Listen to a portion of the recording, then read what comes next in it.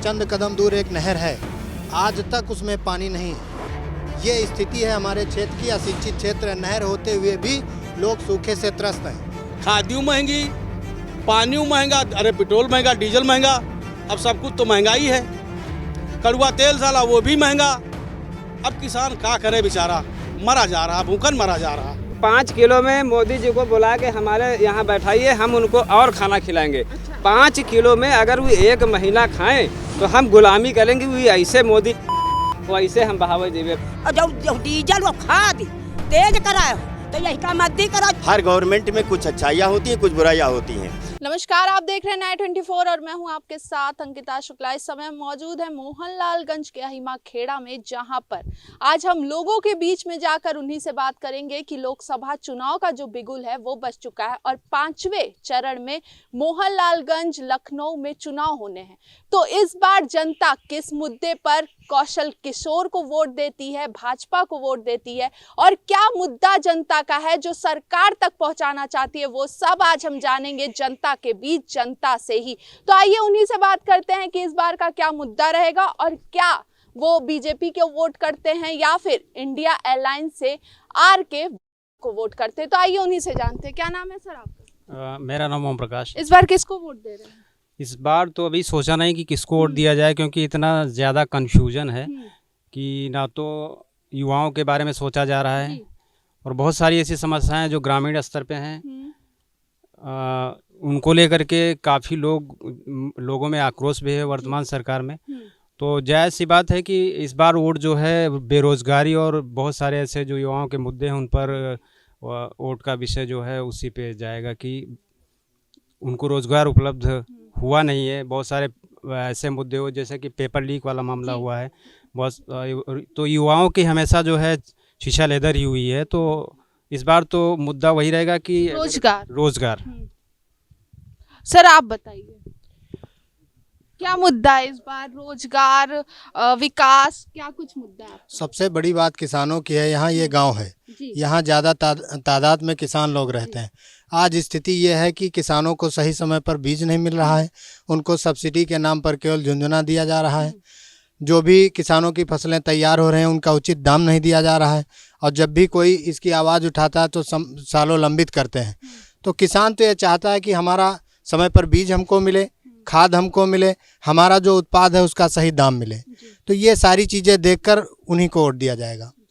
Sir 2014 में देखा गया था जब मोदी लहर एक तरफ चल रही थी, तब अमित शाह ने दूसरे खेमे में जाकर लोगों को तराशने का काम किया। जब उनको एक कॉमरेड के रूप में कौशल किशोर मिले, उन्हें चिन्हित किया गया और 2014 में इसका फायदा भी हुआ। मोहनलालगंज में जहां 18 सालों से बीजेपी हार रही थी, वहां कौशल किशोर पर दांव लगाने के बाद बीजेपी जीत गई। तो उसको लेकर आप क्या कहेंगे? सबसे बड़ी बात यह है कि जिस प्रकार से बीजेपी ने दावा किया था कि हम किसानों की आय दुगनी करेंगे, किसानों ने उन पर भरोसा किया। वो आप देखिए 70 सालों में पहली बार मोहनलालगंज में विधायक भाजपा का जीता है, कभी भी नहीं जीता है। लेकिन जिस प्रकार से लोगों ने विश्वास जताकर उनको जिताया था, आज अगर ज़मीन पर देखा जाए तो 0% उनका रिस्पांस रहा है। कोई भी विकास के नाम पर कुछ नहीं हुआ। एक हरदोइया रोड थी जिस पर तमाम आंदोलन किए गए, तमाम लोग जो है विरोध जताए, उसके बाद अब कहीं जाकर बन पाई है। बाकी मुझे नहीं लगता है कि विधानसभा में कहीं कुछ हो पा रहा है। ये दिक्कतें हैं, इनको सुधारेंगे तभी कुछ हो पाएगा। सर आपसे जानना चाहेंगे हम कि 2012 तक जो बीजेपी मोहनलालगंज से हारती रही, वो 2017 में अचानक से 3 सीटों पर जीत गई। सुधौली को छोड़ दिया जाए तो बाकी चारों विधानसभा सीट पर बीजेपी का ही कब्जा है। तो क्या कुछ आप कहना चाहेंगे? नहीं, देखिए ऐसा है ना, जहाँ तक 2014 के बाद जो बीजेपी आई है तो निश्चित है कि जनता को बहुत ज़्यादा उम्मीद थी, चाहे वो जिस स्तर के लोग रहे हों, खासकर किसान भी। और परिवर्तन से ये उम्मीद की जाती है कि कहीं न कहीं हमारा कल्याण होगा। तो उस स्तर पर अगर देखा जाए तो बीजेपी ने जो भी काम किया, अगर अंतर्राष्ट्रीय मुद्दे पर बात किया जाए, देश की प्रगति पर बात किया जाए, तो कुछ ऐसी चीज़ें हुई जो बहुत ही अच्छी हैं, इसमें कहीं कोई संदेह नहीं। लेकिन 10 सालों के अंदर जो होने वाले हैं, इसमें जनता, आम जनता, खास करके किसान लोग जो अपेक्षा कर रहे हैं, इसमें पूर्ण रूप से अभी खरी नहीं उतर पाई, जिससे कहीं न कहीं जनता के अंदर इस बात का भी एक चिंता है और आक्रोश भी है कि कहीं न कहीं उस स्तर से काम हमारे समाज के नहीं हो पाए हैं। लेकिन अगर इनाल टोटल पे देखा जाए तो उस हिसाब से मैं समझता हूँ कि जो हमारे देश की छवि पूरे अंतर्राष्ट्रीय मुद्दे पर हर जगह पे एक प्रगति पहुंची है, क्योंकि अभी तक जो भी स्थितियां आई हैं उनसे ये उम्मीद की जा सकती है कि 60-65 साल में अगर कुछ नहीं हुआ है तो मात्र 10 साल के आकलन पर हम इस निर्णय पर निकल जाएं कि बीजेपी कुछ नहीं कर रही है, तो भाई व्यक्तिगत तौर पे मैं तो इस बात से सहमत नहीं हूं, क्योंकि बहुत कुछ हो रहा है, इसमें दो राय नहीं है।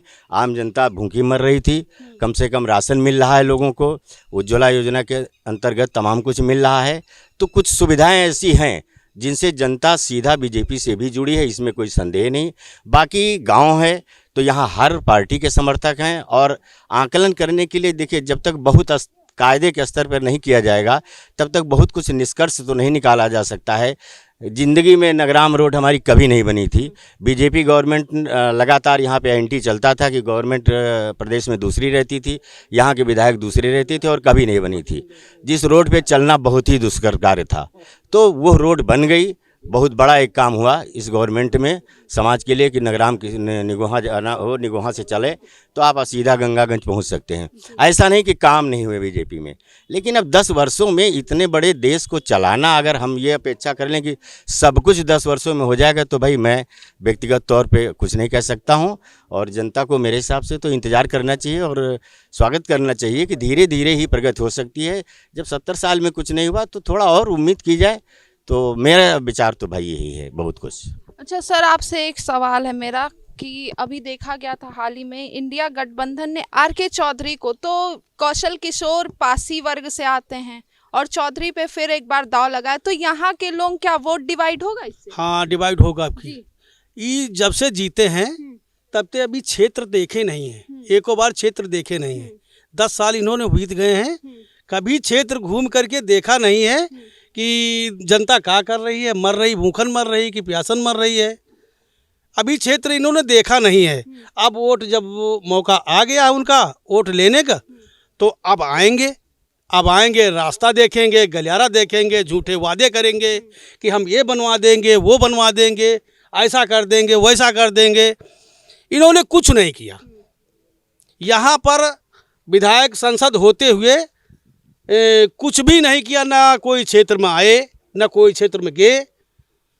जब अब देखो आएंगे, अब कह रहे हैं आप? अब आएंगे। अरे हमारे कहने का मतलब है, हम तो लोग भाई आर.के. चौधरी को देंगे वोट, क्योंकि हमारे यहाँ पानी के लिए सुविधा सबसे पहले आर.के. चौधरी ने बनाया है। पानी पीने के लिए और सारी सुविधाएं आर.के. चौधरी ने हम लोगों को दिया है। करीब 6 लाख लोग पासी वर्ग से यहाँ रहते हैं, तो क्या दोनों तरफ, दोनों खेमे में इस बार वोट जाएगा? आर.के. चौधरी यहाँ से निकलेंगे। आर.के. चौधरी निकलेंगे आर.के. सर, आप क्या कहेंगे? जी सही बोल रहे हैं। आर.के. चौधरी जी चौधरी निकलेंगे। मोदी फैक्टर नहीं चलेगा। पहले 3 पंचवर्षीय जो है लगातार ये जीतते रहे, और इन्हीं जो सबसे पहले जो लोगों को पानी पीने को मिल रहा है वो अभी उन्हीं की देन है। जितने हमारे हर गांव में अगर ना ज़्यादा हुई हैं तो 2, 4, 5, 6 तो नल तो जरूर लगे हुए हैं उनकी, और ज़्यादा हुई हैं तो सारे आदमी पानी चौधरी ही पी रहे हैं अभी देने का। बाकी तो इन्होंने क्या किया? कुछ नहीं किया। सांसद 10 एक रोड है कुबहारा से, आज 20 साल हो गया उसको, लोग मान लिया मोबाइल द्वारा या पेपरबाजी कुछ भी रोज मैसेज पढ़ रहे हैं, मगर उसको अभी तक कोई सरकार जो है उसको बनाने के लिए तैयार नहीं है। आमों की खेती सबसे ज्यादा अगर लखनऊ की बात की जाए तो मोहनलालगंज में ही आम का पूरा बागान है, तो उसको लेकर मलिहाबाद में, वो भी तो यही खींचे, यही विधानसभा सीट ही है मलिहाबाद। हाँ, मलिहाबाद में है, गोसाईगंज में भी है, और मलिहाबाद में ज़्यादा है आम की खेती, मलिहाबाद में ज़्यादा है। तो क्या आमों का राजा इस बार बीजेपी को जिताने में कुछ काम करेगा? नहीं करेगा। आइए और लोगों से भी बात करते हैं। सर, आप क्या कहेंगे? अरे मन हुई दे दिया, आपकी इच्छा हुई, जिसको इच्छा होगी उसी को। तो क्या इस बार विकास का मुद्दा है? क्या मुद्दा है? अरे उद्या जो समझ में दे देंगे बाद में। ख्यात रखा रहे हैं डाल के खटिया, वो देखो वहाँ पर ख्यात रखावत है, अब मंजूरी को नहीं जा पावत है, अब वही ख्यातन में खटिया डाले वहाँ पर ख्यात रखावा कर दो। अब ख्यात रखावे की मंजूरी करे जाए, और वही में ख्यात मन यहाँ खादी महंगी, पानी महंगा, अरे पेट्रोल महंगा, डीजल महंगा, अब सब कुछ तो महंगाई है। कड़ुआ तेल साला वो भी महंगा, अब किसान क्या करे बेचारा, मरा जा रहा, भूखन मरा जा रहा। आइए यहाँ महिलाएं भी मौजूद हैं, उनसे भी बात करके उनकी राय जानते हैं कि इस बार का जो चुनाव है उसको लेकर क्या कुछ कहेंगी। का कहा वाट दो हम मोदी के ना दे आप। अच्छा, मोदी बहुत गया कह दी हमारे साथ, हमारे लौंडे के यहाँ जो है पैसा नहीं दी, पैसा नहीं दी हाँ। और ना तो पैसा दी ना राशन हमारा लौंडा पा रहा बड़ा वाला, बिटिया बेटवा बिहावो कहते लौंडो नहीं पा रहा। मोदी का हम का करब दे के वाट, चाहे मर जाए भूखन, मोदी के नहीं दे सके वाट, और आरके चौधरी के दे, आरके चौधरी बिल्कुल दे, इंडिया गठबंधन। हाँ पानी पिया रहा, हरहन का मेहरिया ही चाहे हमका कौन उठा ले जाता हूँ, हरहर खाई हम हरहर मेहरिया होकर जाए थे, बूढ़ी जरूर बोला देर नहीं लागत रात का, तो हरहर। तो मोदी पे आपको भरोसा नहीं है? हम ना दे वाट बिटिया, ना दे हम ना दे और चाहे जहाँ बहा दे, मोदी के वाट ना दे 5 किलो ना दे तो वही में कहाँ कह लिया 5 किलो में हम कह दिखा, खेती न पारी हमारे पास 2000 रुपये दे दो, हमका बोल दिया आपकी देवा नहीं बाबा, पैसा नहीं मिला, नहीं मिला। आप क्या कहेंगे? हम क्या कहेंगे, हम मोदी को वोट नहीं देंगे, नहीं देंगे। नहीं। जो सीजन हो गई, ठंडी हो रही है, जानवर है वो देखो खेत में बंगला डाल के रखा रहे थे, तो हम वो मोदी को वोट नहीं देंगे, नहीं आरके चौधरी को देंगे। चौधरी, आप बताइए किसको वोट देंगे? हाँ बिटिया हम हूँ ते अब इतना लंबा परिवार है और सब रखाओ ख्यातन पातन में रखाओ सब ख्यातन पातन में रखाओ, कुछ होते नहीं तो क्या खवाई हम लड़कन। उज्ज्वला योजना नहीं मिला, योजना का अब यही राशन मिला थी तो इतना लंबा परिवार है जन, हाँ 5-5 किलो 3 माह का खवा दे। अब तीन बजड़ा, वो बजड़ा का लड़का हमारी बजड़ा पीस खाए जन के नहीं बजड़ा मिला इस बार राशन, अब राशन में बजड़ा मिला है, तो अब सब हरा गोरे तो खाए ले रहे हैं, तो का खवाई लड़कन का करी जन के नहीं सब। अच्छा, जब तो बीजेपी के कैंडिडेट कौशल किशोर गांव में आएंगे तो आप लोगों का क्या रिएक्शन? हमारे पंजर को यह कहा कि जो हम हरा गोरू बंधा दियो और जो डीजल वो खाद तेज कराए है, तो यही का मद्दी कराओ, जो बिजली का बिल जो हवे लाखन की है जरा वह मद्दा कराओ। मीटर कौन लगवाया था? मीटर पहले है 11 लाख जब का बिजली बनी रहा है तब का मीटर हुआ है। अब वही में जब हमें मीटर का जब पर्ची वही का निसार के हम का दियो, कहा तो वो होल्ड पर चढ़ा, होल्ड पर चढ़ा, होल्ड पर तो वहीं तो चढ़ा दियो कि हम चढ़ा देना है। तो आप देख सकते हैं और लोगों से भी बात करने की कोशिश करते हैं कि उनका क्या कुछ राय है बीजेपी और इंडिया गठबंधन को लेकर। तो बहुत युवा जो हमेशा से प्रधानमंत्री मोदी अपने स्टेटमेंट में भी कहते आ रहे हैं, अपने हर चीज़ में कहते आ रहे हैं मंच से कि ये युवा है वो देश का भविष्य है। तो इस बार युवा करीब 1.5 करोड़ नए आ रहे हैं जो वोट डालेंगे पहली बार। तो आइए इन्हीं लोगों से बात करते हैं कि आज के युवा क्या कुछ कहना चाहते हैं। सर क्या नाम है आपका? विनोद। किसको वोट कर रहे हैं? मोदी को नहीं देंगे। मोदी को नहीं देंगे, तो क्या कुछ मुद्दा है आपका? तो कुछ नहीं। रोजगार मंजूरी यहाँ खेती पाती बस करते हैं बस। अच्छा, यही मुद्दा है इनका। और भी लोगों से बात करने की कोशिश करते हैं और उनसे जानने की कोशिश करते हैं कि उनका इस बार का क्या मुद्दा है और सरकार तक वो अपनी बात कैसे पहुंचाना चाहते हैं। किसको वोट कर रहे हैं? हम दिया वोट मोदी को। क्यों? एक आवास ज़्यादातर आवास मुख्यमंत्री आवास मिली है, विकलांग पेंशन बढ़ी है, और किसान पैसा मिल रहा है, गौशाला पैसा मिल रहा है। गौशाला का कितना पैसा? 900 रुपये महीना अकाउंट में जी। क्या वेरिफिकेशन के लिए वहाँ से अधिकारी आए थे? जी नहीं, गौशाला में अधिकारी आ रहा है, गौशाला में अधिकारी आ रहा है, उन्होंने पास करें बिल्ला लगाए। हाँ बिल्ला लगाए। क्या कुछ वेरिफिकेशन में किया गया? पास लिहिन, आधार कार्ड, खाता नंबर लिहिन, फोटो लिहिन, उसे खाता में पैसा आ रहा। तो बीजेपी तीसरी बार सत्ता में वापस आई। आप बताइए।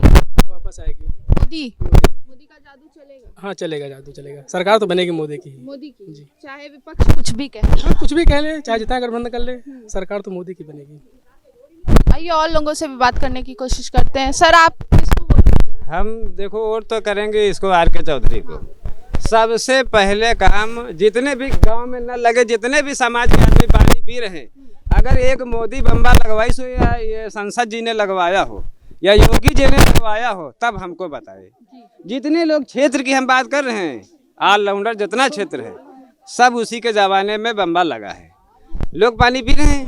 उसके बाद देखो आपको आपको अभी बताया कि यहाँ की औरतें जाती हैं रखाने वो खेत, ये सब योगी और मोदी के जमाने में ही ये सब छुट्टा सांड पहले नहीं थे छुट्टा सांड? पहले नहीं थे, पूछ लो किसी पहले नहीं थे, पहले नहीं थे, अभी बढ़ गए। हाँ अभी बढ़े। मोदी ने खुलवा दी, योगी ने खुलवा दिया कि देखो गाय को माता कहते हैं और भैंस को मौसी कहते हैं। भैंस काटी जाती है, गाय की रक्षा हो रही। दो फसली बात हो रही कि नहीं हो रही? दोनों की रक्षा की जाए। हम ये नहीं कहते कि रक्षा ना करो, कोई कटे या मरे, इससे हमारा कोई वास्ता नहीं है। और दूसरी बात, हमारे यहाँ शिक्षा, आप स्कूल जाइए कभी, जितने भी स्कूल हैं, शिक्षा और हमारे यहाँ बेरोजगारी और दवा, तीन चीज़ें हमको ज़रूरत है। ग्रामीण स्तर की जो बात है, तीन चीज़ चाहिए, शिक्षा और दवा और ये बेरोजगारी। अभी छोटे छोटे बच्चे हमारे यहाँ के अभी गए हैं बाजार, अत्ते बच्चे, उनको शिक्षा की आवश्यकता है। हमारे स्कूल में तो शिक्षा ही अच्छी नहीं। जब कोई शिक्षा वाला आदमी बैठा नहीं उस हुद्दे पे, मुख्यमंत्री हो चाहे प्रधानमंत्री हो, सब तो फर्जी डिग्री अपनी बता रहे हैं, दिखा रहे हैं कि नहीं दिखा रहे हैं। इतना उछला भी कुछ नहीं। जब पढ़ा लिखा आदमी जब बैठता है व्यक्ति उस कुर्सी पे, तो वो जानता है कि शिक्षा का महत्व क्या होता है और दवा पानी का महत्व क्या होता है। भाई जिसके अब हमारे बेवाई है तो हम ही तो जानते हैं कि बेवाई है, दर्द हम ही को मालूम होता है। उसके बेवाई है ही नहीं, ना उनके मेहरिया है, ना उनके लड़का बच्चा है, ना उनके, सब तो सब रणुआ बैठे हैं, तो उनको क्या पता बाल बच्चों का क्या अधिकार होता है।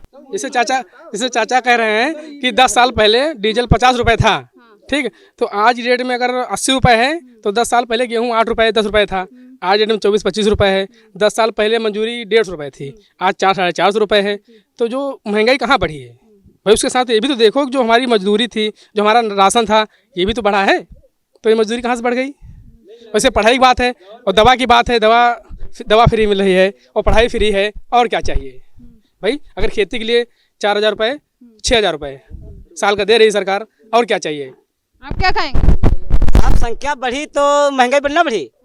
15 साल पहले कत्ते संख्या रहा, अब कत्ते संख्या, तो हिसाब तो महंगाई बढ़ना चाहिए, बढ़ी तो ये। अब राम मंदिर का फायदा मिलेगा जी? फायदा का मंदिर आज तक कोई बनवा पावा है? मोदी तो बनाई थे, आज तक मंदिर को बनवा पावा है?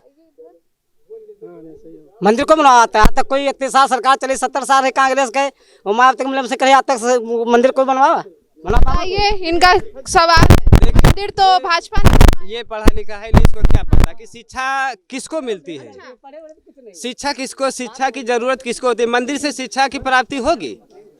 तो खाने को तो योगी जी का भी स्टेटमेंट आया था कि मंदिर के सामने बैठो, हम रोटी भी दें। नहीं, जो ये मोदी, अच्छा ठीक है, जैसे 5 किलो, नहीं, हाँ, भगवान का रोटी देते हैं, वही पत्थर के मूर्त, जब काम ना करब तो भगवान तो रोटी देते हैं ना। तो मंदिर नहीं बनवाना? मंदिर कोई फायदा नहीं ना, मंदिर को कोई लाभ नहीं। अस्पताल बनवा देते, कोई फैक्ट्री लगवा देते। 11,000 करोड़ से मंदिर बन रहा है, उसमें 2-4 फैक्ट्री लग जाती, स्कूल बन जाता। हम ये नहीं कहते स्कूल बनवाते, नई फैक्ट्री खुलवाते हैं। अब 5 किलो में मोदी जी को बुला के हमारे यहाँ बैठाइए, हम उनको और खाना खिलाएंगे। 5 किलो में अगर वो 1 महीना खाएं तो हम गुलामी करेंगे। वो ऐसे मोदी, वो ऐसे हम बहावे देवे। 5 किलो में खा के देखा मैं, 5 किलो में नहीं खा सकते। अरे हम कैसे खाएंगे भाई? मजदूरी करने जाएंगे कि नहीं जाएंगे? मेहनत करेंगे ये भैया। आप बताइए। 5 किलो में पूरा महीना चलेगा नहीं, लेकिन 5 किलो कुछ सहारा तो मिल ही सकता है ना। कुछ काम करें, बाकी 5 किलो राशन मिले, उससे हमारा कुछ। 5 किलो में राशन दे रहे हैं, लेकिन 5 किलो को 10 किलो राशन गाय खा जाने उसका भुगतान करेगा। आप करेंगे? अब गाय कहाँ खा जानी? सरकार कह रही है गाय पालो, 50 रुपए 1 दिन का दे रही है, क्या कमी है भाई? किसान को कौन पालेगा? जी क्या सरकार क्या कहे कि आपको जानवर घर खोल खेत दो? सरकार नहीं कही। 50 रुपए दे रही है, दूध दे रही है, सब दे रही है, तो पालो, दूध लो। गाय अगर दूध दे रहे तो सांड कौन पालेगा? उनको कौन बांधेगा? उन्हें सांड भी पालो, गाय और बैल दोनों का देती है 50 रुपए पर डे 1 दिन का। भाई क्या दिक्कत है? हमें तो नहीं मिल रहा आज तक। तो पालो, जब पालोगे तभी तो मिलेगी। हमने तो 3 पाल रखी हैं, आज तक हमारे पास कोई नहीं आया कि कोई पर लेके आया हो। नहीं, इनको तो मिल रहा है, इनका नाम है, इनको मिल रहा है। आपको तो मिल रहा है? झूठ बोलो फिर भी। हमें नहीं मिल रहा है। मिले या नहीं मिले, लेकिन जो सांड है उनको कैसे होगा? गौशाला में डालो, बैल पालो, नहीं मिलेगा पैसा। लेकिन अगर गवर्नमेंट 5 किलो राशन दे रही है, 10 किलो अगर सांड खाए जा रहे हैं, तो 5 किलो में 1 महीना कैसा गुजारो? गवर्नमेंट काम कैसे कि आपका घर तक खोल के खेत हो रहा है जानवर? सरकार कहे कि अपना घर तक खोल खेत दो।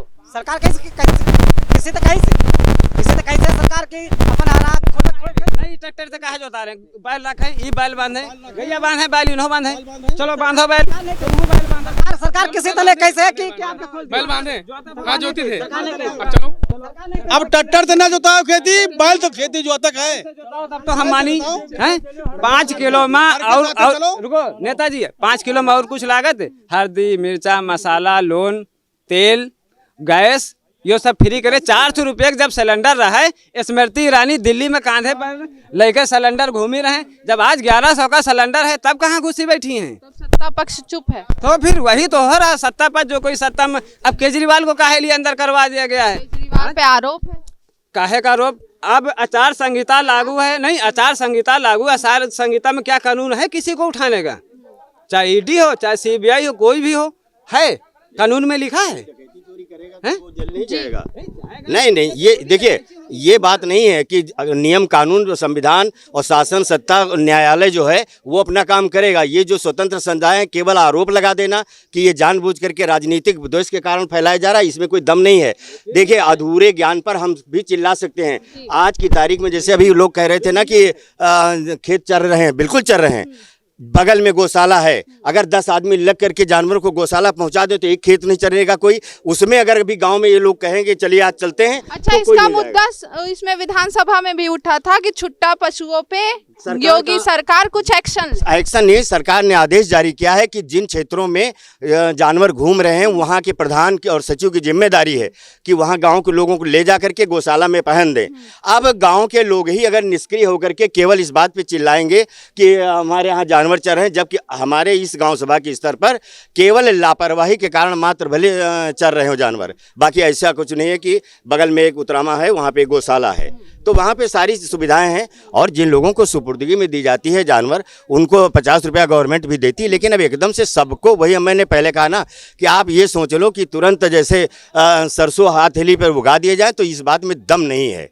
बस हर चीज़ को देखना पड़ेगा और लोगों को इंतज़ार इस बात का नहीं। मैंने पहले कहा ना कि मात्र एक देखिए टारगेट बना करके हम अगर किसी भी गवर्नमेंट को चलेंगे, हर गवर्नमेंट में कुछ अच्छाइयाँ होती हैं कुछ बुराइयाँ होती हैं, तमाम चीज़ें हैं। जैसे बात हो केवल एक अच्छी बात देखिए ईमानदारी की बात तो ये है कि हम एक जहाँ पे कमियां हों उनको भी गिनाएं, जो अच्छाइयाँ हों उनको भी गिनाएं, तब जाके तुलनात्मक आधार पर जो हमें लगे कि ये पार्टी बढ़िया है उसको हमें वोट देना चाहिए। और अगर आज की डेट में अब जैसे मंदिर में कुछ नहीं, आप केवल ये बता दीजिए कि जितने भी डॉक्टर होते हैं, जितने भी चाहे जिस स्तर के अस्पताल हों, एक स्थिति मरीज की ऐसी आ जाती है कि मरीज से डॉक्टर कहते हैं कि अब भाई हमारे बस का नहीं है, अब आप ऊपर वाले का भरोसा करिए। तो अगर ऊपर वाले का भरोसा करिए ये डॉक्टर बोलते हैं तो मात्र ये कह दिया जाए कि मंदिर बनवाने से कुछ नहीं है, मस्जिद बनवाने से कुछ नहीं, धार्मिक संस्थानों से जो मानसिक संतुष्टि और सकारात्मक एक अंदर ऊर्जा पैदा होती है, इस बात को या तो जितने भी लोग बैठे हैं आप किसी से पूछ लीजिए कि डॉक्टर जब जवाब देते हैं तो क्या कहते हैं कि अब भैया हो आप भगवान का नाम लो, जो भी तुम्हारे इष्ट देव हैं, कोई भी महापुरुष हो चाहे गुरु महाराज हो चाहे देवी हो देवता हो, जो जिसका आराध्य मानता है वो उसी के भरोसे आकर के पेशेंट को घर ले आता है। इसलिए ये कह देना कि कितने लोगों ने शहादत दी है 500 सालों के अंदर इस मंदिर के प्रति, सिख संतों में भूल रहा हूँ, क्या उन लोगों का बलिदान अगर 500 साल बाद पूरा हुआ है तो ये बिल्कुल निरर्थक है। इस पे ये कह दिया जाए कि बिल्कुल ये बकवास की चीज़ है। कैसे बकवास की चीज़ है? सनातन धर्म जिंदा है और इतने बार सनातन धर्म को मिटाने के लिए जो सरकारें ने, जो विध्वंसकारी और आक्रांता लोग विदेशों से आए, उन्होंने पूरा माहौल को खराब कर दिया कि किसी तरह से ये धर्म नष्ट हो। हाँ, मनुवादी हो, जहाँ पर गलत कोई भी कर रहा हो उसका हमें विरोध करना चाहिए, लेकिन हम ये उद्देश्य बना लें कि हमका सबका विरोध करना है तो ये कोई अच्छी बात नहीं। उन बलिदानों के क्या होगा? अभी परिंदा पर नहीं मार पाएगा, ऐसी कर करके बंदूकें गोलियां चलवा दी गई, कितने लोग मर गए। क्या कोठारी बंधुओं का बलिदान जीरो चला जाना चाहिए? अगर हमारे घर का बच्चा होता तो उन्हीं लोगों से पूछा जाए कि उनके ऊपर क्या बीतता। मात्र वो दूसरे प्रदेश के हैं, दूसरे हैं, वो मर गए तो उनके साथ नहीं, कितने लोगों को जब गोली चली थी कितने लोगों की मौत हुई थी। इसलिए भाई देखिए, हर आदमी के विचार अपने हैं, लेकिन ईमानदारी से अगर आकलन करें तो जहां जिसका जो अच्छाई है अच्छाई पे बात करो, जो बुराई है बुराई पे बात करो। और अब निर्णय लेने की बात तो भाई निर्णय हर आदमी वोट डालने के समय पहले जो माहौल बनता है उस आधार पर तमाम चीज़ें आती हैं। निश्चित है चौधरी साहब ने जितने बात हो रही थी, बहुत उन्होंने न लगवाया, इसमें तो कहीं दो राय नहीं। लेकिन उसके बाद भी जो किया है उसका भी आकलन लोग कर लें कि बाद में क्या किया है उन्होंने। जरा आपसे एक आखिरी सवाल है, आर.के. चौधरी और कौशल किशोर में इस बार कांटे की टक्कर है? जी बिल्कुल, कांटे की टक्कर है। 4 जून को पलड़ा भारी देखा जा सकता है जब रिजल्ट आएगा। हाँ बिल्कुल, देखने लायक चुनाव होगा, क्योंकि आर.के. चौधरी की पृष्ठभूमि यहाँ से मजबूत है और सांसद जी की भी मजबूत है, क्योंकि 2 बार सांसद रह चुके हैं। और काम किया या ना किया वो तो क्षेत्र खुद जवाब देगा किसने कितना काम किया। लेकिन व्यक्तिगत जो मेरी बात अगर कही जाए तो मैं जब से इस राजनीति को समझा हूँ तब से आर.के. चौधरी हमारे यहाँ भारी रहे हैं और उन्होंने पटल पर बहुत काम किया है। जब हमारे यहाँ पानी की बहुत बड़ी समस्या थी, आपके चंद कदम दूर एक नहर है, आज तक उसमें पानी नहीं है।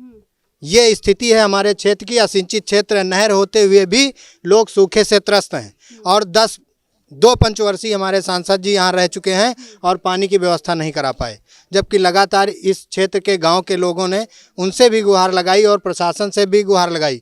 यहाँ तक कि यहाँ के एसडीएम साहब ने मुआयना करके जो है रिपोर्ट भी ऊपर भेज दी कि इसको इंदिरा नहर से जोड़ दिया जाए। आज तक कुछ नहीं किया, ना सांसद जी ने पहल की और न विधायक जी ने पहल की। और यही बात अगर पानी की आर.के. चौधरी पर ले ली जाए, जिस समय वो यहाँ पर जीते थे और उस समय शायद वो खेल मंत्री थे, फिर भी इस क्षेत्र में तमाम अन्य विभागों के भी काम करने में अहम योगदान करते थे और सेवा करने का काम करते थे। इसलिए यहाँ की जनता उनके भी साथ पुरजोर तरीके से लगी है। ये है चुनाव की स्थिति। तो आप देख सकते हैं कि इस बार का जो चुनाव है मोहनलालगंज सीट से वो काफ़ी कांटे की टक्कर भरा होने वाला है। तो 20 मई को क्या कुछ ईवीएम में इसका नतीजा कैद किया जाएगा जब लोग अपना वोट डालेंगे, क्या सोच के डालेंगे। एक तरफ विकास का मुद्दा है, एक तरफ आर.के. चौधरी हैं जो लोगों के दिलों में बसे हुए आज भी। तो देखना होगा कौशल किशोर का पलड़ा भारी होता है या फिर आर.के. चौधरी का। तो ऐसे ही हम आपको हर दिन एक ना एक लोकसभा सीट से जरूर जोड़े रखेंगे और जनता के बीच जाकर जनता के ही मुद्दों पर सवाल करेंगे। तो वीडियो जर्नलिस्ट समर के साथ अंकिता शुक्ला, मोहनलालगंज, लखनऊ।